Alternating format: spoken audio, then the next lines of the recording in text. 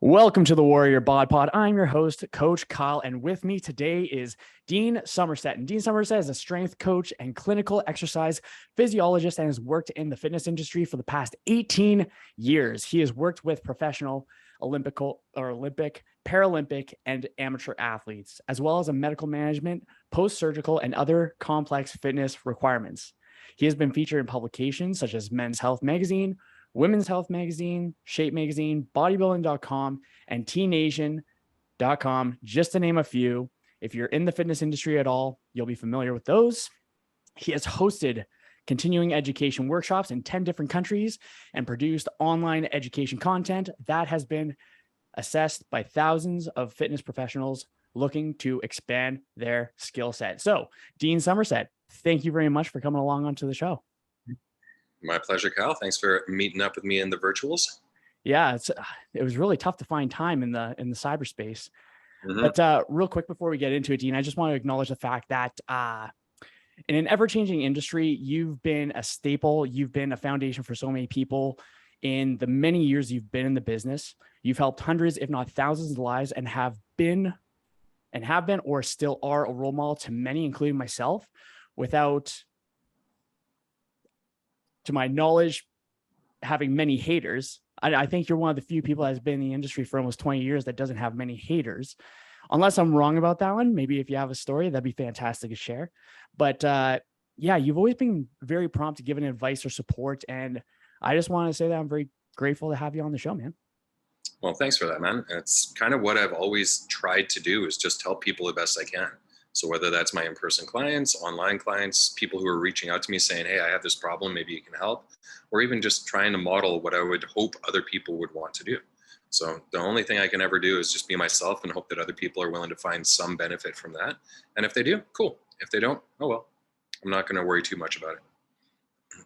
So something that you said there was being yourself, and obviously in a time where like there's a lot of folks that are just kind of cookie cuttering, or until they find their voice, or until they figure out who it is they want to be and how they want to bring their skill sets, their knowledge, or the gifts to the world, they struggle to find themselves, and they struggle with, I guess, do you find that there's any pressure from the industry itself that you have to be a certain way? And what would you say would be a good way of really just trying to shift that perspective of journeying into your own world instead? Yeah, and I mean, I can take myself as an example for this. I'm not the leanest guy in the world. I enjoy cookies, and if you look at the internet, you pretty much have to have like sub-zero body fat to be considered as somebody who's reputable, and being able to deadlift 1,000 pounds and bench press 700 pounds and be able to do backflips and cartwheels. So all of that kind of stuff, I can't do any of that. So it's something that it's like, yeah, cool. I have no credibility in the eyes of the internet, but I can show people how to do stuff, and I can show people how to get the best bang for their buck. And I can train pretty high level individuals to get maximized performance. I can show beginners how to get a foot in the door. So that's kind of where I get mad. You don't have to be everything to everyone, but you can always be something to someone. And the biggest thing is, like, if you spend so much time chasing what other people think you should be, you forget about what you actually want to do, and you forget about what your actual leanings should be. So if I was to say, I can only do this if I get to sub 10% body fat, well, where would I have been the last 18 years? I wouldn't have been able to do any of the stuff that I've been able to accomplish. And I've been able to do that at a percentage of body fat that many would say is not ideal. And I'm not saying that I'm obese by any means, but at the same time, it's one of those kind of things where it's like, yeah, there is no one size fits all approach to fitness or to success in the fitness industry. You can be successful no matter who you are and no matter what you do. I've had a lot of clients who started with me who are like, I actually like the way training is, and I want to become a personal trainer. So I've had a handful of clients who become personal trainers after training with me, just because they really enjoyed the process and want to be able to give that success to other people. And I'm not saying that I've been successful to the point where it's like I'm training Hollywood celebrities, because no, I live in Edmonton. There are no Hollywood celebrities in Edmonton unless they're here shooting a movie or something like that. But even then, it's like, yeah, if you want to become famous and successful and have 0% body fat, that's a tough niche to crack into. If you want to be successful because you deliver really good quality information to people who really need it and create an upward marketing strategy where you can create levels within your business, yeah, you can do that pretty easily. And you don't need to compromise your values or your ethics or give up on life or stop eating cookies. Don't want to give up on cookies, man. No. Absolutely, absolutely freaking not. Hmm. So out of curiosity, what's your origin story? Like what got you into this? Because for myself, it was kind of similar to what you said. I had a positive experience with a coach. So I wanted to pay it forward, Hmm. just like the movie, minus a much happier ending. But I wanted to pay it forward because of that same impact. So did you experience a similar thing with another coach where you wanted to kind of progress it, or what's your origin story? Most of my origin is more selfish in nature. Part of it is like I was always active as a kid. I played pretty much every sport under the sun, but I was not athletic in the least. So like I was last on my basketball team. If there was a bench warmer, I was behind him. And being 6'2", you think, oh yeah, this guy could probably actually go out and play around. Yeah, except that I was slow, I couldn't jump, and I had bad eye-hand coordination. So that's like three strikes away right there when it comes to basketball. So selfishly, I wanted to try to get into the gym to say, okay, maybe I can improve my performance here some way. And thinking, okay, well, getting stronger, getting more muscle would probably help me if I'm banging under the boards. Maybe if I'm playing football or rugby, it'll help me out there too. So, okay, get into the gym, start lifting weights. And I got to the point where I was like really enjoying just doing that. Had no idea what I was doing. I was just going into the gym, following workout routines that I found from Flex magazine back in the day and Muscle Mag. And there was no internet communities like that at that point because this is like the mid 90s. So I found out also recently that kids today are calling the 90s the late 1900s. And that kind of destroys my brain. It's like, nah, but yeah, I was following like magazine workout routines just to be able to say, hey, here I'm doing this. I had no idea whether my technique was good or bad or anything like that. Hurt myself about a half dozen different ways. But then I got to a point where I was like, I like doing this. Maybe I can make a career out of this. So I went to the guidance counselor in high school and said, how would I get to doing something like sports medicine? What would be a good degree to go through for that? And he's like, oh, you probably want to go into kinesiology. So I was like, what is kinesiology? I have no idea what this is. And he's like, it's exercise science. Cool, let's do that. So I took a couple of years of community college, then transferred to University of Alberta because my girlfriend at the time had gotten into Grant MacEwan. We moved from a small town in BC to Edmonton. And I was like, oh, maybe I can get in at U of A too. So I applied, managed to get in, don't know how because I didn't have the grades for it, finished a degree. And then I was like, well, maybe I should probably get a job. So I started working in a commercial gym, just kept doing that and figured, well, maybe I can just expand my niche and figure out how to train people better, create ways that I can actually separate myself from the field, and built a pretty strapping good business out of it. Strapping a business. That's awesome. Cool. So 18 years in the industry, and the industry is ever changing. There is always going to be some sort of new silver or shiny object syndrome. There's always going to be the next go-to. So yeah, this is kind of okay. I got a neat little two-part on this one. First one, 18 years. What have you used, or what are some insights that you could share to keep going for that long? Because it's a long duration, right? It's 2 decades, right? And there's many people that don't do much with the time that they are given. And I'm someone that likes to strive for utilizing as much time as I have because it's very finite, and that freaks me out. So that's like, it's really like, that's kind of like my vision thing. But how is it that you stick to your guns for such a long duration, I suppose?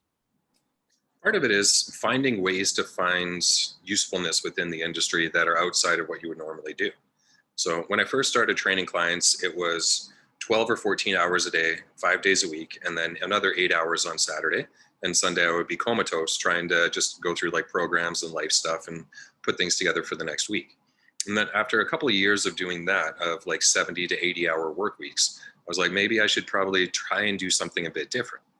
In 2008, the financial markets all collapsed. Our gym moved to a temporary location, which was about the size of a closet.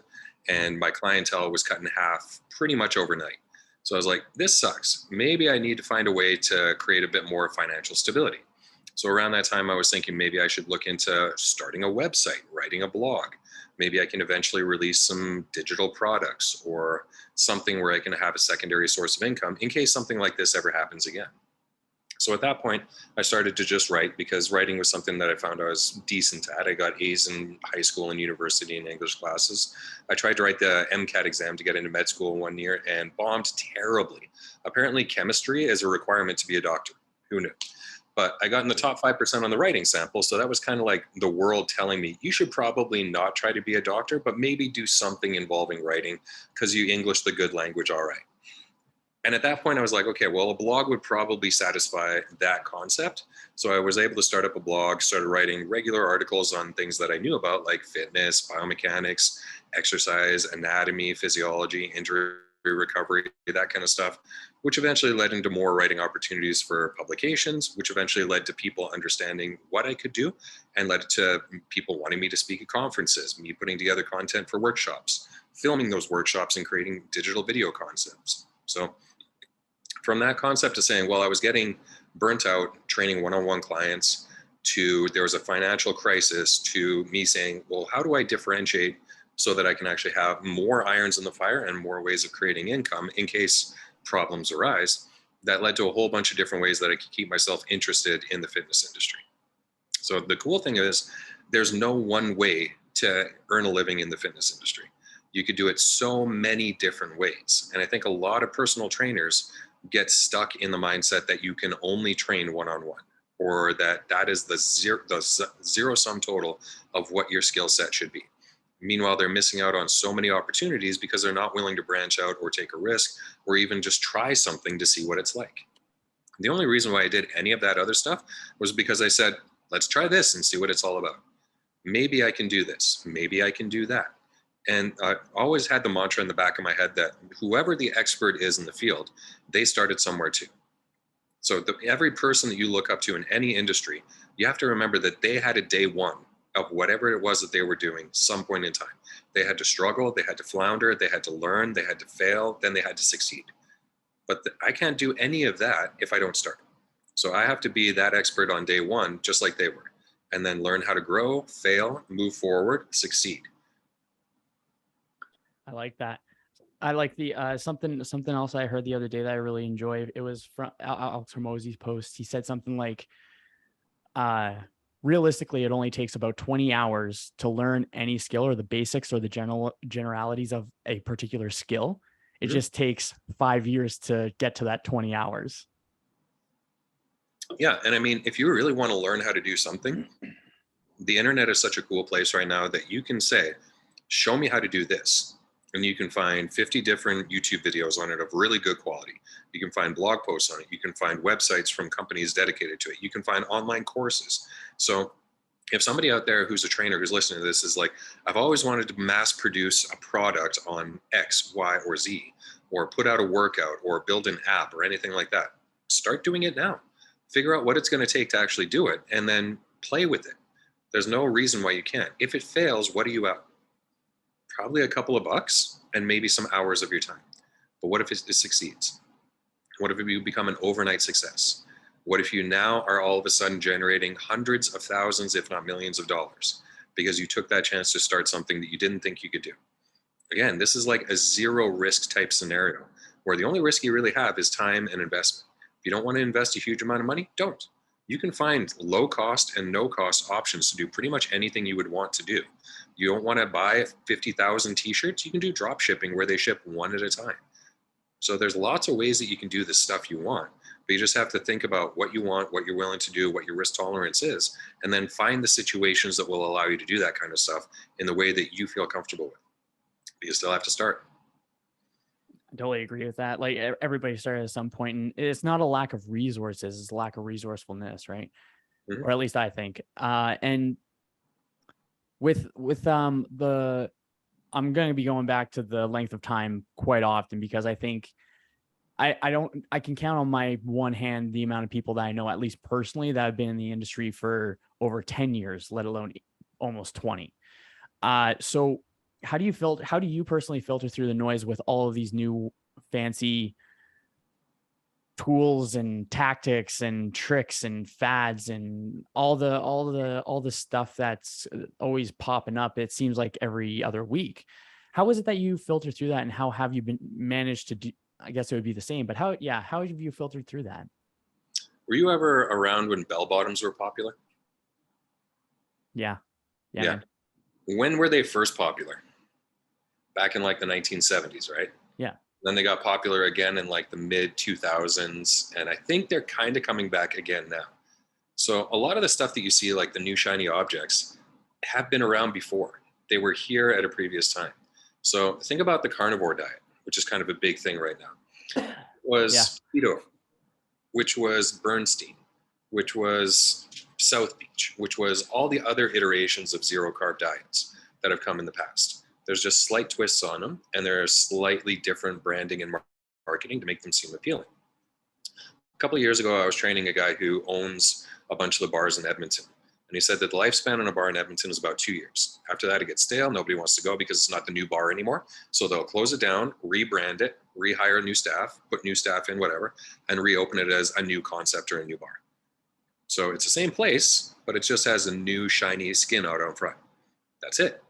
So when we start seeing a lot of the tools and tricks and approaches, if you've been around long enough, you could be like, oh, that again. I remember when that was around 2 or 3 times ago. It didn't work then, it's not going to work now.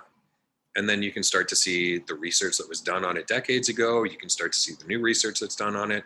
You can see the results that people get on it. You can see the results people don't get on it. You can see the problems with it. You can see the positives of it. But again, a lot of the stuff that's out there has been done before.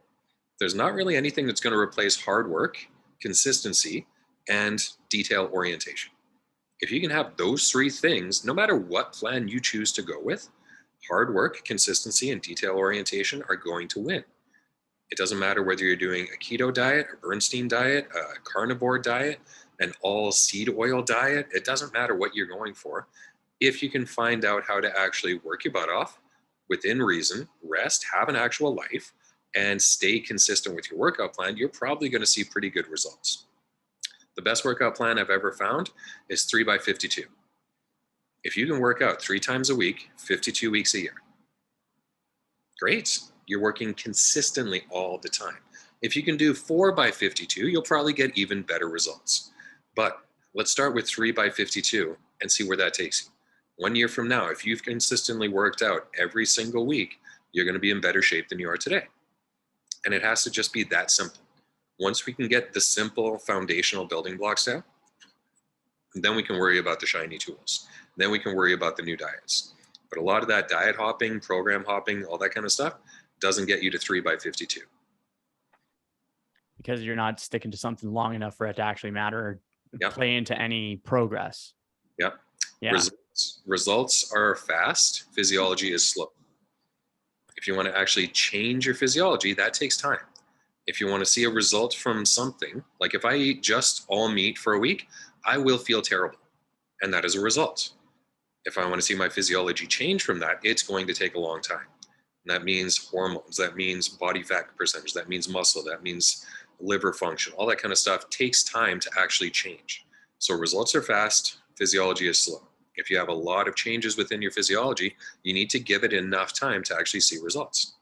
And for most people, that might be 6 months to 10 years. Yeah, because every human body is a little bit different, so it's just going to respond differently to the stimuli that we put it through, right? Yeah. And I mean, if you're like, hey, I want to sleep better tomorrow night, that's a result that's fast. If you're somebody who's 100 pounds overweight, that has to be slow. You're not going to see a 100-pound weight loss in 6 months. And if you do, something's gone horribly wrong. So that's probably going to be a 3 to 5 year plan of consistency. You have to do the same things day in, day out, all the time to see the results that you're looking for. Once you can get to the behavioral change where you're able to say, yeah, I can do this consistently and it's not a struggle, then you're going to see results. But you have to get to that point of saying, this is slow physiology.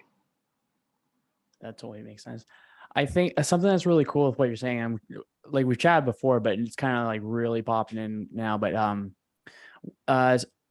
someone that's been long dead that I look up to, that I think is just a remarkable human being of history, is He was a Japanese Ronin. He was also a samurai, but he became a Ronin. Is Moromoto Masashi, and Mhm. he was always in the pursuit of mastery of becoming the best swordsman in Japan, which he did. He never lost a fight from like age 12 all the way up and just kept on going.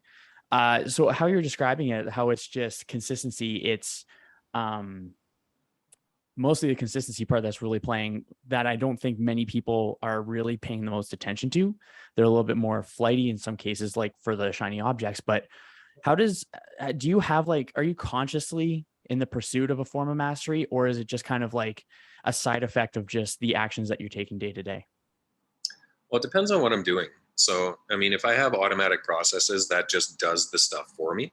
So let's say that I set my alarm to wake up at 5 a.m. every day because I have 6 a.m. clients and I need to be ready for it. So that process of saying, okay, wake up, be ready to go for your clients, rather than, okay, you got a 6 a.m. client, roll out of bed at 5:50. So having that process where it's like, okay, give yourself time to get ready for these kind of things. Those are just things that are ingrained in me. Growing up, always having just a strong work ethic within my family has taught me that you have to kind of show up early for things, not be late or just on time, like show up early for things. Making sure that you're prepared for things came from being in the Boy Scouts, always being prepared. Being on any kind of sports team, you never show up late to a warm up or to a practice, because if you do, you're going to suffer. And always be prepared for what you're doing within your sport plays a huge role too. So in terms of mastery, a lot of it comes down to the systems that you put into place to lead into mastery. The skill set itself is part of it, but then let's say that you're a client who's trying to get to the gym and work out regularly. Is your gym bag packed? Do you have shoes? Do you have fresh clothes ready to go for when you get there? Do you have a program to do when you get to the gym? Do you have a plan B in case equipment is being used? What's your post-workout nutrition look like? Having all of that prepared and organized puts you in a position where you're going to be more successful than if you think about it or plan around it or forget about it later. So making sure that you actually have a plan and a strategy in place is kind of the forgotten elements of leading to mastery. You can't expect to become a master and fumble your way forward. You have to be prepared and be ready for the challenges that rise up to you. Nice. Well said. Nice. Uh, I had a question on that one, but you totally had a good mic drop on that.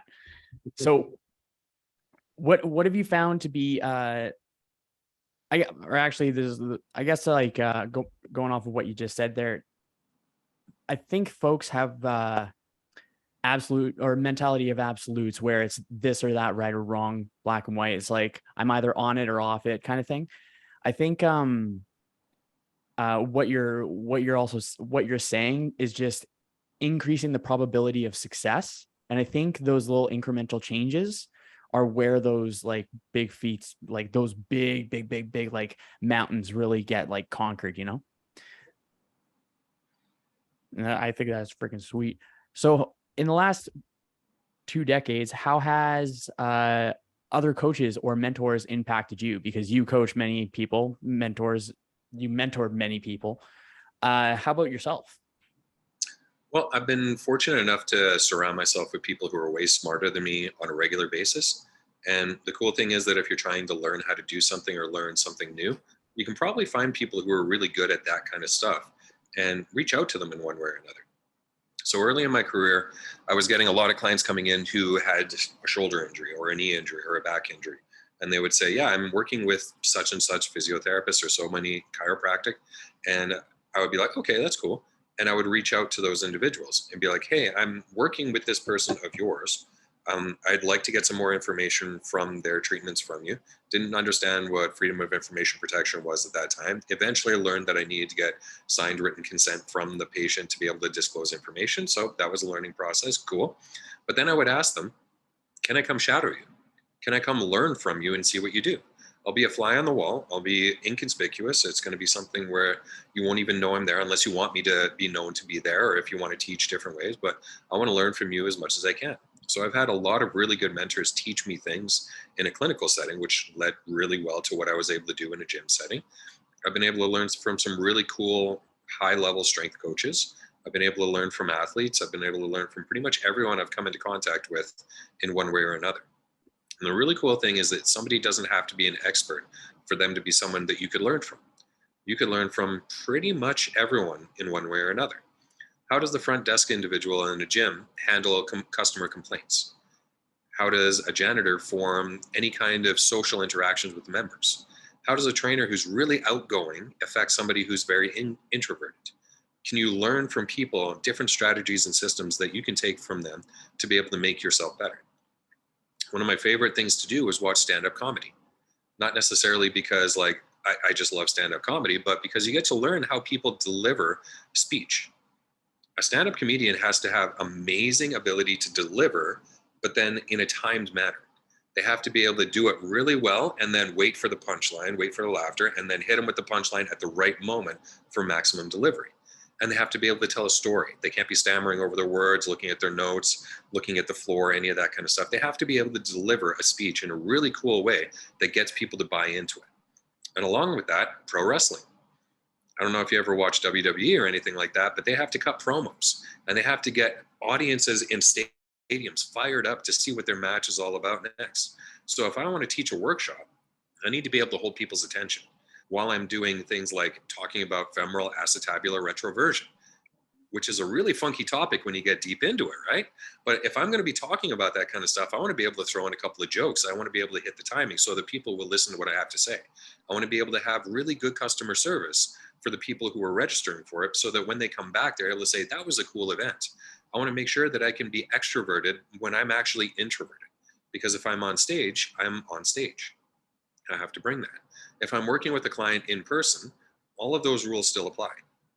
I have to deliver a customer service experience. I have to be able to make them laugh a little bit to make them disarmed so that this vulnerable situation becomes less vulnerable. So they're willing to open up to me a little bit more if something is troubling them. But also so that I can kind of dig a little bit deeper to be able to find out, is there a way that I can help you in a different way? We have to be able to go through things that are a bit uncomfortable. So if I can make them laugh a little bit, that's going to be a better situation overall. And some of that time comes down to just the delivery, but a lot of it just comes into the communication style. Can I teach them how to do what I want them to do in a way that they can understand? That could come from stand-up comedy. That could come from pro wrestling. That could come from overhearing a conversation at the front desk with an upset member who doesn't know why they're getting billed the way they're getting billed. But everybody is able to teach you in one way or another. It just comes down to what are you able to get from each interaction that you have in your life. Totally fair. I think it takes a very humble person to be able to learn from someone who might know, quote unquote, less, but also more. Yeah, because I mean, a lot of the time you're going to see people who will approach a situation differently than you would, but that's fine. That's cool. That gives you an opportunity to learn something from them. It doesn't mean that you have to look at a hierarchical system to be able to say, oh, you're not on my level, so therefore I can't learn from you. It's, oh, I like the way you did that thing, and that was really effective. So one of my favorite interactions of all time was when I was going out to dinner with my wife, and one of the waiters came in, and you could tell this guy was just kind of a little bit nerdy, a little bit geeky and whatnot. And not because there's anything wrong with that. Everyone should be a nerd or a geek because that just means you're passionate about something. And we were sitting down, and he was telling us the specials about the dinner, and he was like, okay, I got to tell you about this really cool one. And I was like, okay, he's leaning into this one pretty hard. He's creating a sales pitch, and he's like, it's beef, but then it has like a beef reduction on top of it, and then it's more beef on top of it. And I was like, wow, it's like beef on beef on beef. That's like beefception. And he just paused for a second and got his eyes big, and he was like, and you could tell he was just so excited, but he was trying to hold it together. He's like, that's amazing. That's amazing. And like, he's like, yeah, it kind of is like beef inception. Do you want that? And I was like, you know what? Why not? Let's give that a go. So I got the beefception dinner.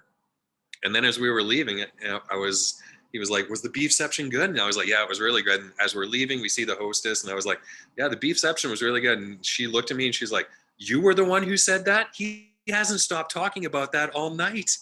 So it was one of those kind of cool interactions where it's like you could tell he was really excited about it.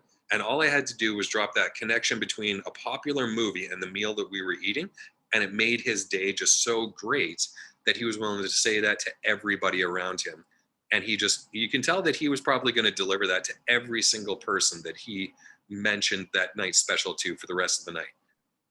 Just simply because it was that connection of his emphatic passion about it and wanting to sell it, wanting to deliver, wanting to create an experience.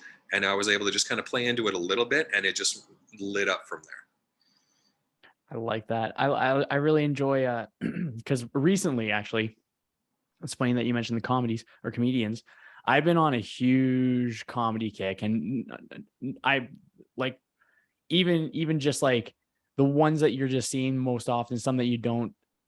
I just like watching their different styles and how they interact with the crowd. And Kendra and I just watched the Andrew Schultz one, Infamous, that was on YouTube. Mhm. And I really enjoy the way that he delivers humor because it it has a whole bunch of different connections where it's like pop culture or he uses stereotypes a lot in his humor. And he's really sharp. Like I listened to his podcast and he's really sharp. And Kendra and I were talking about afterwards, and the things that comedians do is like being able to tell a story, connect so many of the dots so that resonates with the listener. Mhm. And for his particular style, he's looking at the different people that he gets to like work with. He is looking at the crowd and scoping it out. It's like, oh, okay, that guy looks like so and so, so we'll work with that. Oh, that girl looks like so and so, we'll work with that. Stuff like that. And I think the ability to be able to analyze while interpreting and being able to deliver while holding on to a crowd for like an hour-long special is like an impressive feat. So I've been listening to them a lot in the Mhm. last chunk of time. Yeah, it's like a level of programmed improv where they have the stuff that they want to go through, but then it's like, okay, well, what is the audience going to give me today? One of the coolest stories I heard was a sports psychologist who used to work with Cirque du Soleil. He worked with all of the performers, but then he also worked with a lot of like the clowns and the comedians and stuff like that. He said, if you ever get a chance, go for dinner with the clown because they will have the most amazing stories and the most amazing relation that you could have with everybody who walks around. And he said that one of the clowns for one of the Cirque du Soleil performances in Vegas, uh, you have to pretty much do the exact same show twice a day, every single day for years on end. And this is a guy who'd been doing this. He was like one of the retiring clowns in Cirque du Soleil. So he'd been there for pretty much the entire duration of Cirque du Soleil's existence. And he's like, how do you keep a routine fresh and exciting and want to do the same thing every single day? And he said that on day one, he walked into the auditorium and he looked around and he's like, that chair right there. And he picked the chair that was sitting in the auditorium. And he's like, I don't care who sits in that chair. Every performance, my goal is to make that person laugh. Because every performance, there's going to be a different person sitting in that chair. Now, it might be a billionaire, it might be a pro athlete, it might be a movie star, it might be their spouse just hanging on their arm, it might be somebody from a different country, it might be somebody who doesn't speak English, it might be anybody. It could be literally anybody in that chair. But his goal was to identify who was in that chair and make that person laugh hysterically throughout the entire performance. Because if he could do that, he knew he was good. But if he wasn't making that person laugh, he knew he wasn't on that day. So his goal was to find that one chair in that audience and make whoever was sitting in it laugh the way he would want them to laugh. I like that because there's a solid intention behind it. It's also, yeah, okay. I like that. I like that a lot. Yeah. Because it makes it so it's not like okay, yeah, it goes with the flow of it, but it also has like a consistent system where it's going to be the same chair all the time, but he gets to play around with the different acts while trying to make whoever, which is even crazier. Like I'm pretty sure I could, but if there was a situation where it's like, it's you got to make this person laugh within a minute, or like Kendra's gonna get abducted or something like that. Like that's crazy, and he's doing that like twice a day, over and over again. That's madness, man. For decades. So part of the way I approach my training with clients in person is kind of the same thing. It's like I might have 10 clients today, but who's the one in front of me right now? How can I make them have a better day? How can I make them get better results? How can I make that one person at this point in time laugh? What is it that I need to do about that? So I'm essentially picking the seat every single performance and every single session that I'm in. I'm trying to focus on that individual and saying, how do I get a little bit more from that one person? I mean, it's something that we can look at and be like, oh, this gets boring and tedious after a little while. But if you put a challenge to yourself like that, it's like, how can I get this person 1% better today? Then you start to say, okay, well, what are my options? Where do I go to? How do I get into this? And if I'm able to get that person 1% better, then I have another chance an hour later to do the same thing with a different person in a different scenario who has a completely different goal set. So that's kind of how I view training. What do I need to do for that one person in that one seat to make them laugh? I like that I also like that as a way to keep yourself in the present as well, because if, let's say, someone's just having a really crappy day and they just don't want to train their clients, because I feel like most trainers experience that at some point where they just have a day where it's just the last thing they want to do. How do you what do you think is the simplest way to like take yourself out of how you feel right now so that you can deliver, I guess, to the best of your ability for your client? Yeah. Well, the biggest thing I consider is that in that relationship, I'm second. So if I'm having a bad day, my client should not know about that. They should only be able to see that I'm here for them. Now, imagine if you were going into the doctor and the doctor was having a bad day, and you could see that in the doctor, and the doctor was just kind of stumbling through their stuff or not paying attention, easy details that not being a medical professional. It's like, hey, you probably should have done this differently. That gives a really bad taste in your mouth, right? And I mean, everybody's human. Doctors are human, trainers are human. But if I'm having a bad day, the client has to come first on that. If not, then cancel the session because you're just not going to be able to give them your best. If a client is able to notice that you're having a bad day, then you're either not pushing your comfort level to a point where you're able to say, I need to give this client more, or you're allowing your life to bleed into and affect their workout. Which both are fine, but it's something that you need to be able to understand is like, it's not the best situation that you would want for them. So if you're able to say, the client has to come first in this, let me focus on them, let me deliver to them as the best that I can, put a smile on and ask them how their day is going, find out ways to get that 1% from them. That's going to be a way that you can kind of push through your bad day. Sometimes when you're having a really bad day, you can't do that, and that's understandable. But that's when you have to kind of be honest to yourself and say, can I give my client my best? If you can't, then postpone. Meet up with them another day. Give them some homework. Because if you're able to say, this isn't my best day, but I'm just going to flub it through the workout and have my client pay full price for me to only be present for 50% of the time, that's not really your best use of your skill set. And that's also not going to be their best use of time. If you're concerned about clients renewing and consistently training with you, you have to give them your best every single time you possibly can. Those are tough things that you have to consider about professionalism. It's like, yeah, you come second in that relationship. So you have to put them first and make sure that your bad day doesn't affect their great workout. Yeah, I think of it, well, this just kind of popped up as like an extreme example, but if a soldier is going to war the next day and they're not feeling it, they're not going to say like, "Oh, you know what, guys, I just can't do it today. I just don't feel like it." Yeah. Yeah. You still have Mercury. to step up. Yeah. Mercury is in Gatorade, and I didn't sleep well last night. So, today's war is just not going to go for me. So I'll catch you on the flip side, guys. Yeah. Yeah, that's awesome. So being in the industry for so long, have you ever and probably seen a solid chunk of coaches come and go, I imagine. Like Yeah. even I have, and I've only been in the industry for 10 or around 10, probably 11 now. And I have seen it. So add on another freaking 10 years to that and then it's like you're definitely going to see some things. What have you found to be some common characteristics of good coaches or good professionals in anything, I guess, because I feel like the carryover would apply to most. The biggest ones I could say would be passion, consistency, and preparation. So the coaches that actually care about what they're doing a lot will find ways to get more out of it. The coaches that are prepared to give their clients the best training sessions possible and training plans possible will be able to automate a lot of those processes so they're not scrambling or thinking that they're wasting their wheels.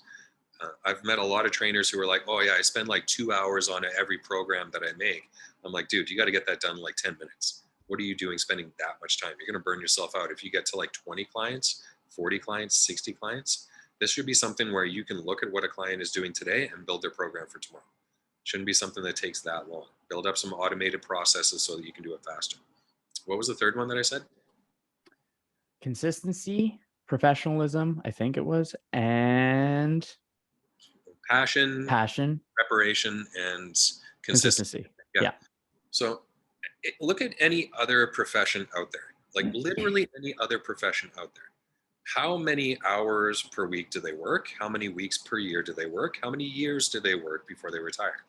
You talk to an accountant, a car mechanic, a doctor, lawyer, anybody like that, they're all putting in hours for years and work.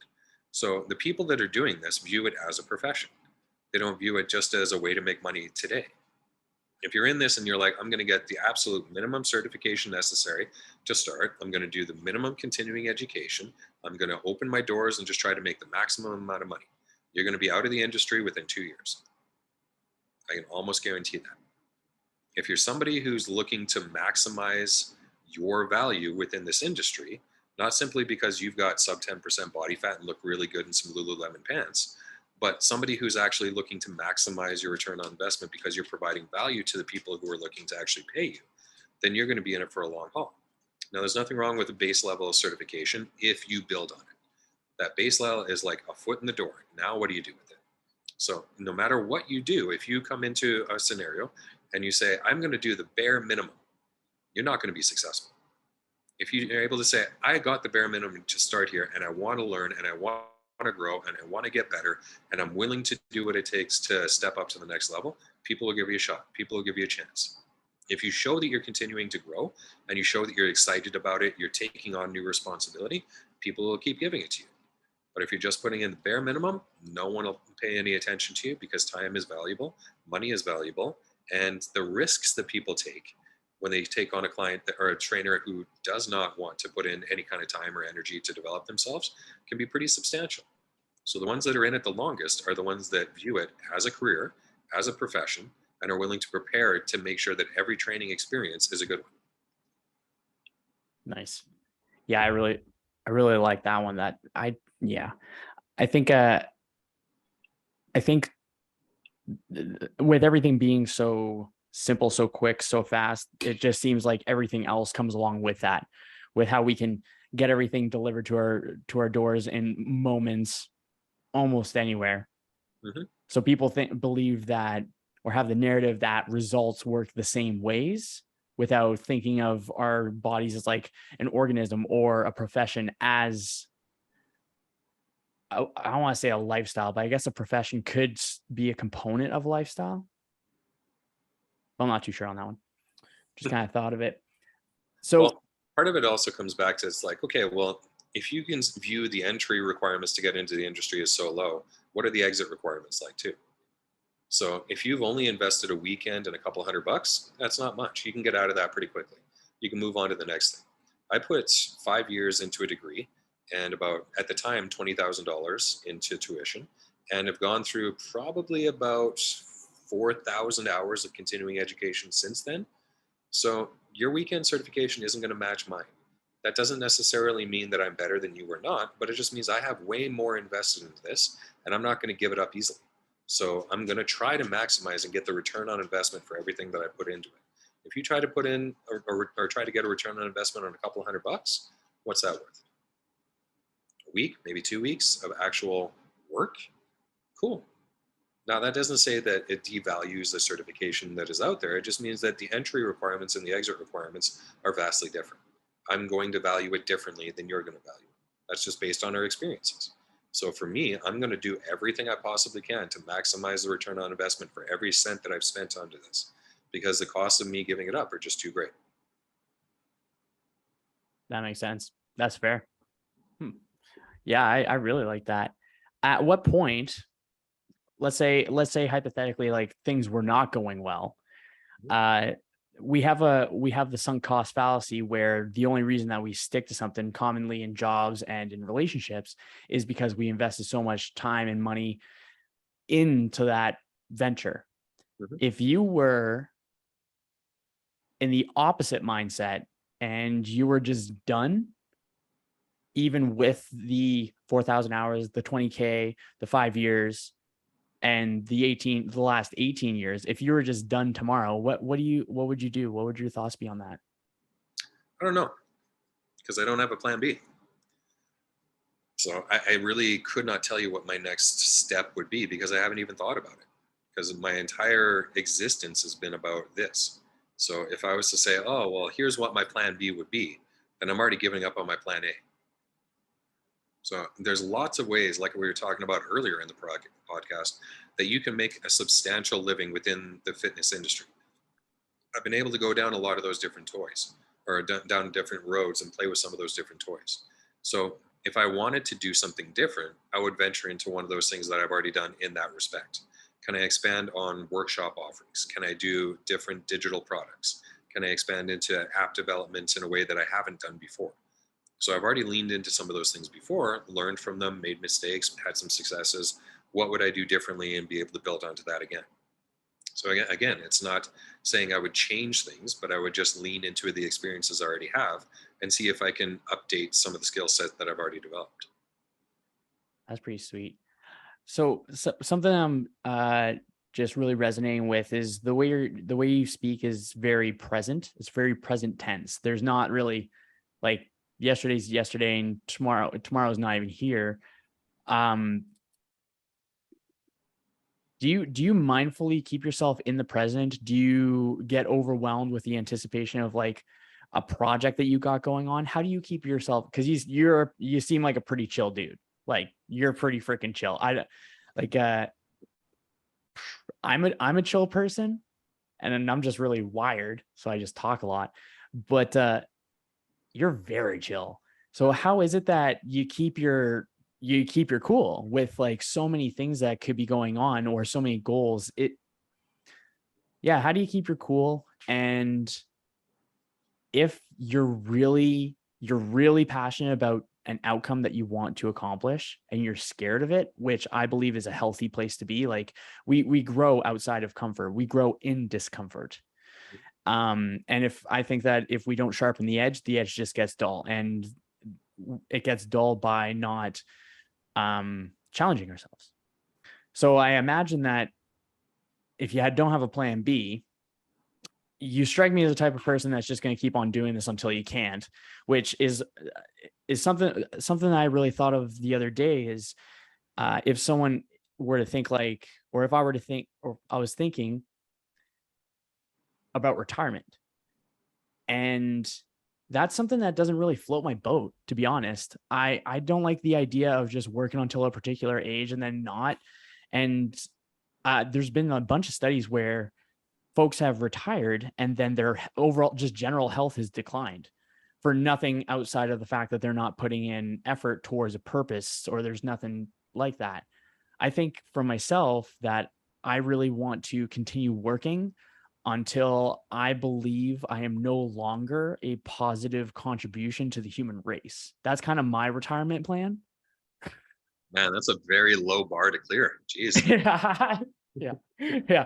You know what? I'm aiming for the duration record, not the activity record. Gotcha. Gotcha. Yeah. Yeah.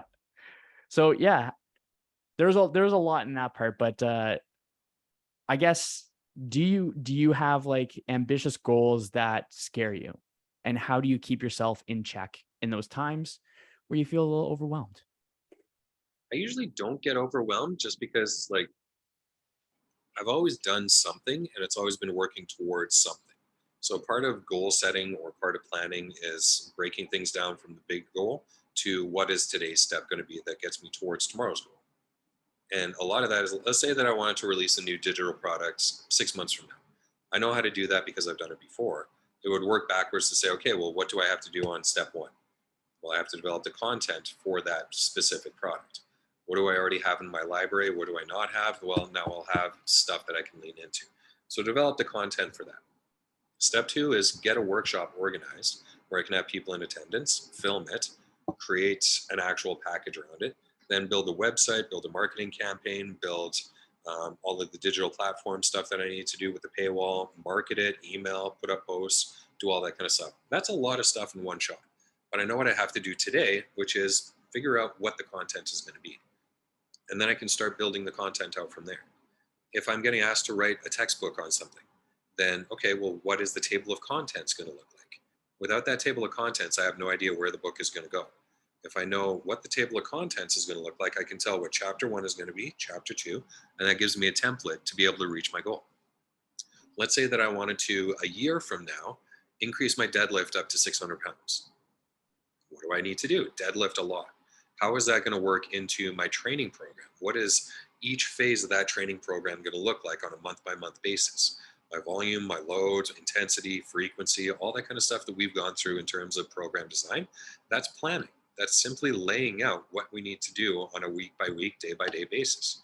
So tomorrow, if I was to go into the gym and say, okay, this is day one of my road to a 600-pound deadlift, I would have an idea of what I would need to do for that one day. How do you not become overwhelmed? Have a plan. Straightforward, have a plan for how to get from point A to point B. If you don't have a plan that logically leads you one step at a time from where you are to where you want to be, you'll get overwhelmed. So if you want to avoid that paralysis analysis or anything like that, just simply have a plan. If you can't have a plan or you don't know how to make a plan, find a coach who does, and then get them to lay out a plan for you. Or if you've never done something like this and you don't want to pay a coach, find a ready-made course that'll teach you how to do it. Or if you don't want to do that, find a video that will teach you how to do it. Or watch other people who are successful do it and then try to mimic their behavior. So the best way to become aware of what you need to do is just simply have a plan and then say, okay, well, follow the plan.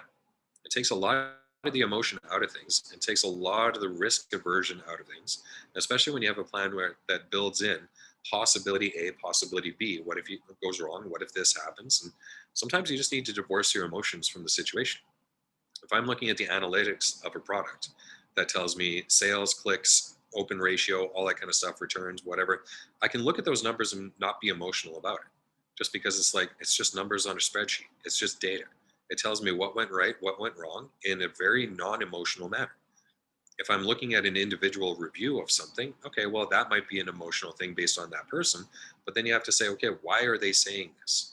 Dig into the specific region, get behind the logic of it. So you can say, well, what is the actual logic behind what they're actually saying? Is it because they had a bad customer service issue? Is it because of technical support wasn't supportive? Is it because of any number of things? Rather than looking at it and being like, oh my God, I'm a failure as a human being because this one thing didn't go right. No, dude, your website just didn't update properly. That wasn't you, that was a website thing. How do you fix that in the future? That way you can get rid of the process of thought of saying, I am the problem, to saying, okay, here's how I find the solution. Mhm. Nice. Have you ever, does like Stoic philosophy ever played in your upbringing, in your growth of like, just more so like from an internal standpoint? Because Stoic philosophy is all about what you can control and what you cannot control, and knowing the difference between the two, and having the wisdom of knowing what to choose at what time. Is that, because you definitely speak very philosophical in that sense? So I'm just kind of curious. Yeah. Plus the dude from the dude abides, right? Like he was just very laissez-faire and just like, yeah, man, whatever, we'll get there, we'll get it done. It always works out. A buddy of mine, Ben Bruno, he's got a great saying that says, if you wait until the last minute, it only takes a minute. Sometimes you have to just be willing to say, you know what? It'll work itself out. No matter what we do, it will always work itself out one way or another. It'll either be the way you want it to be or it won't be. So sometimes stoicism is the way to go. Sometimes the dude is the way to go. Sometimes Ben Bruno is the way to go. Just knowing which one to do at the right time. Eh, So, sometimes you don't even have to know what it is. You just have to be able to say, okay, that's what's happening. mhm, and kind of chillax and separate yourself from it, and just like have a bird's eye view. Yep. Out of curiosity, what do you think are some because we were talking about coaches and stuff. What do you believe are some, just objectively, like maybe two or three in particular or specific things where it's a red flag for a coach, where it's like someone is ready, like the person is ready to invest in a coach, invest in their health, become a better version of who they are currently, um however they define that, and they are willing and ready to invest in a coach. What are the red flags? So are you talking about red flags for the trainer or red flags for the Trainer. client? Let's go both, but let's go trainer first. All right. So if somebody says, I've worked with dozens of coaches and none of them have helped me, that's kind of my big red flag. It's like, okay, you've worked with dozens of coaches, but none of them have helped you. What have you done based on what those coaches have had you do? Or what have you done differently with any of those coaches? If you've worked with so many of them and you haven't found results that you're looking for, is it the coaches then, or is it the individual? That's when I start to think, okay, well, am I going to be the 13th coach that you've worked with who hasn't done anything for you? Is this going to be like a 2-month relationship where you email me back once and I'm just giving you a program and not having any idea of whether or not you're doing it? Or is this going to be one of those things where it's like we book in 30 sessions in the next 3 months and you cancel 29 of them? So I might be the 13th coach that you've worked with who doesn't help you, but what does that look like for me? So that's kind of a big red flag. Another one is if they have had a history of medical issues, but they haven't received medical clearance to get into a gym. So that's kind of the big one. It's like, okay, well, now we have a legal requirement that in order for you to be in a guided exercise program, there needs to be some level of medical clearance. And I can do a little bit of that to a point based on some of the previous certifications that I've gone through. But when it comes to specific considerations, then they need to be able to have either their GP or their specialist say, this person is ready for exercise. One way or another, whether it's written, whether it's spoken, whether it's whatever, I just need to be able to know that that medical professional says that they're ready for exercise in one way or another. And the third is if they say that they have no support system anywhere in their life, and they also have no time, they have no finances, they have no way of making fitness work. So how are you actually going to make this happen? If we're saying that you have 0 hours in a week to train, you have no family support, you have no social support, you have no financial means to make it happen, that's going to be tough. How are you going to afford a gym membership or to buy gym equipment or to be able to take time off work? Any of that kind of stuff. Totally. Can you still hear me? I can still hear you, but I've got a connect a device running camo type situation. Oh, good. That's on me. I know how to fix it. So there we go. So going for coaches now, what are some red flags for the coaches? So for the trainers looking for coaches? For clients looking for trainers. Trainees looking for coaches, yeah, sorry. First is if they aren't willing to show you any kind of references or show you their certifications. So they should be able to show you that they have some level of success or some base level of knowledge of what they're doing. So if they don't show you a certification, that's kind of a big red flag. Another one is if you do a Google search on them and news articles pop up about crimes that they've committed, that would probably be a big red flag. So do a Google search on anyone that you're looking to spend money with and spend time with, and just see what pops up. Sometimes it'll come up on the second or the third page, but you might be willing to just do a dive into that and seeing what actually happens. Third is if they start saying, in order to train with me, you need to purchase X supplements or X whatever in order to make this work. If they're making a recommendation saying, yeah, creatine would be fine, or protein powder would be a good idea, that's different though. That's not saying you need to buy this from me and you need to buy that from me. If you do sell supplements out of your gym, that's cool, but it's one of those things where it shouldn't be mandatory for the programming, because if it is, then you start to run the risk of saying, well, guess what? Now you're actually becoming a dietitian or a nutritionist where you're providing more than what is necessary, and there might be some legal issue on that, and it might be something outside of what the scope of being a trainer would be. Now you're being like a GNC sales rep, which cool, whatever, make that the choice. But if you're saying this is a requirement of the training program, you get a little bit of gray zone in there. That's totally fair. If the client has any kind of injury and they say to the trainer, I have an injury on this, do you know how to manage that?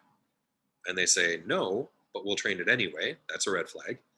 Or if they say, yeah, and we're going to do the exact same thing that every other client that I work with does, that's another big red flag. If they don't adjust the workout to what you have specifically required. So those would be the big red flags I would put out. I'm going to revisit the Google search criminal record one. Have you seen that happen? Yep. Are you able to share that story? Well, I probably shouldn't, but let's just say that I've had No a couple names. clients who've come into me who said that after they'd worked with their trainer for a little while, they came to the realization that they were convicted sex offenders and could not actually work with females by themselves without some other female present. And they understood that because friends of theirs were like, oh, you're working with that guy? Oh, by the way, boom, boom, boom. So yeah, there's some fun stuff like that that happens in the industry. And it's one of those kind of things where if the trainer doesn't disclose it, how would the client actually know about it? So yeah, that makes sense. there's a lot more of that than people are aware of.